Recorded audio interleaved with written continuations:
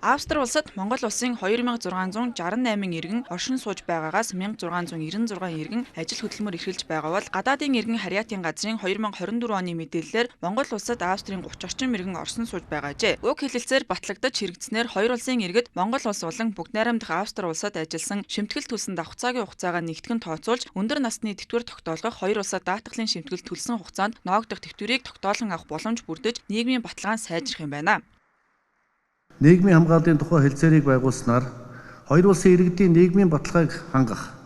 ажиллаж амьдрах таатай нөхцөл боломжийг бүрдүүлэх, Монгол болон Австри улсад нийгмийн даатгалын шимтгэл төлсөн хугацаанд ноогдох тэтгэвэр авах чухал эрх зүйн нөхцөл инхүү бүрдэж байна.